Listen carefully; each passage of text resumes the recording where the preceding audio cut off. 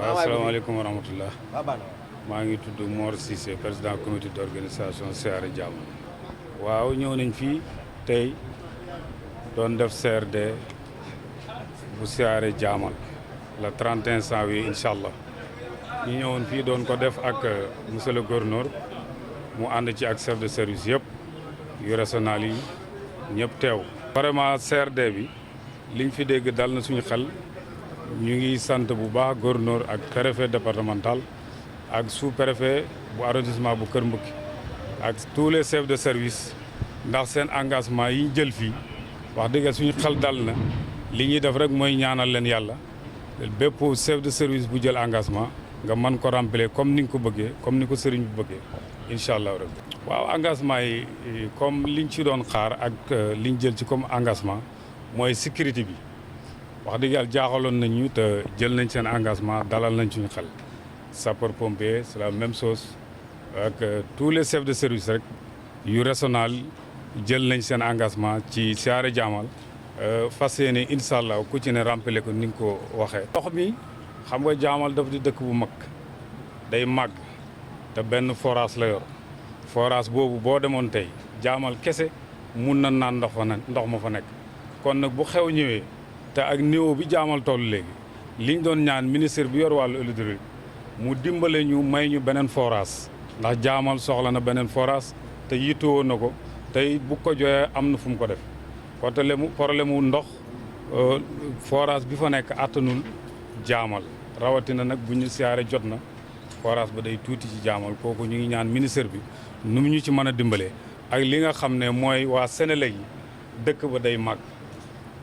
dëkk nag buy màgg dafa war a màgg ànd ak courant bi màgg ànd ak ndox mi mais boo demee am na quartier yoo xam ne tey amuñ benn courant tey jii am na ñoo xam ne tabax nañ seen kër ba noppi bëgg ko sanc bëgg faa dalal seen i gan mais courant bi mënu fa àgg moo tax mënuñu ko sanc kon nag loolu ñu ngi ciy tàllal loxo bu baax waa Sénélec ak ministère bi yor wàllu kii boobu ñu ngi ko ci tàllal loxo bu baax sëriñ baa ngi ko ci ñaan dimbal naka lañ ko ci mën a dimbalee ba ñi nga xam ne ay dongaam lañ ñëw pour wéttile ko jàppale ko ci siyaare maamam bi ñu tabax seen i kër bu ñu sañoon courant bi yegg fa. waaw wàllu wér-gu-yaram bi waxtaan nañ ci poste de santé bu Jaamal chef de service su régional bi jël na ci comme engagement nee na suur bi après suur bi avant suur bi danañu indil benn ambulance indil ñu ay personnel yoo xam ne dañ yokk kii bi personnel bi waaye Jaamal dafa am benn feebar ci wàllu santé.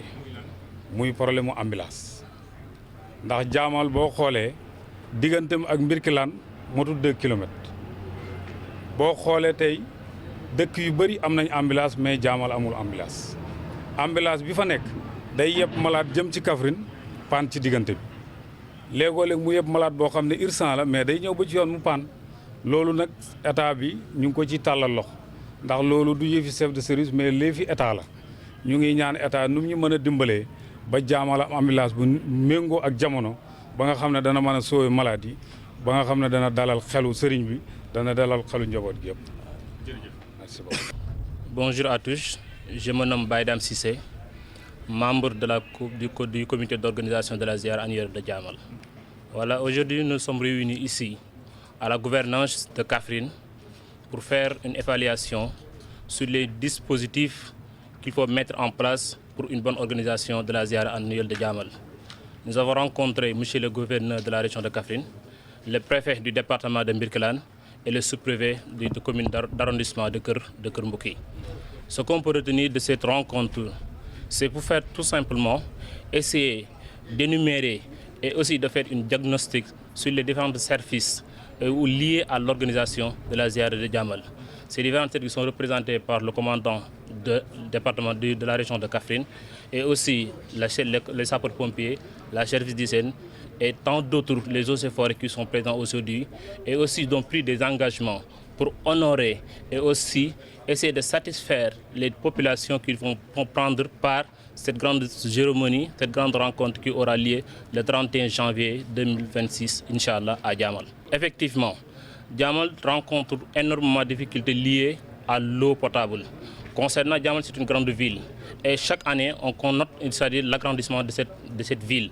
Raison pour laquelle nous disposons d'un seul château d'eau qui ne nous permet pas de fournir l'eau potable au niveau de Diamal, mais aussi des villages environnants.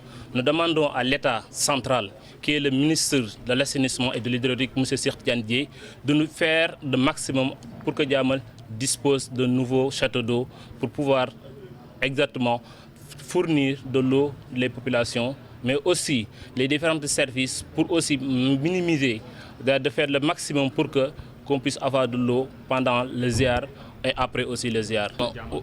Par rapport aussi au niveau des postes de santé, nous rencontrons énormément de difficultés. Le poste de santé de Diamal, actuel où je vous parle, ne dispose pas d'une ambulance médicalisée. Et ensuite, vous constatez que nous sommes à presque moins de 10 jours ou 15 jours pour la grande ziar annuelle de Diamal, alors que le poste de santé de Diamal ne dispose pas d'une ambulance. Et ça, c'est une chose qui est extrêmement grave pour l'instant. Nous demandons au ministre de la Santé, M. Ibrahim Sy, de l'aider la population de Diamal, d'avoir une ambulance médicalisée pour pouvoir faire des interventions pour les pèlerins, mais aussi pour la population de cette commune de Diamal. Et en matière de sécurité? En matière de sécurité aussi, le commandant nous a rassuré qu'ils sont présents pendant ce jour vendredi, Inch'Allah. Ils seront là le samedi et aussi le dimanche pour assurer la sécurité des populations et de leurs biens pour que cette organisation se passe dans les normes, Inch'Allah. L'électrification? L'électrification aussi, les services du Sénélec nous sont rassurés aussi de faire une extension. N'oubliez pas que Diamal, c'est une grande ville. À chaque année, il y a des nouvelles concessions qui vont mettre en place leur maison à Diamal, alors qu'il n'y a pas d'extension d'électrification. À l'heure actuelle, je vous parle, il y a plusieurs maisons qui sont à Diamal et ne disposent pas d'électricité. Nous lançons un appel aussi au ministère des Mines et des Pétroles, M. Birame Souleye Diop, et aussi le directeur général de la Sénélec et aussi le directeur général régional de la Sénélec qui se trouve à Kaolack, de faire le maximum possible pour que les maisons qui sont actuellement à Diamal disposent de l'électricité pour pouvoir passer dans les meilleures conditions l'organisation, la ziar annuelle de Diamal qui sont prévues le 31 janvier 2026, Inch'Allah. Nous sommes à la 30e édition de la ziar annuelle de Diamal.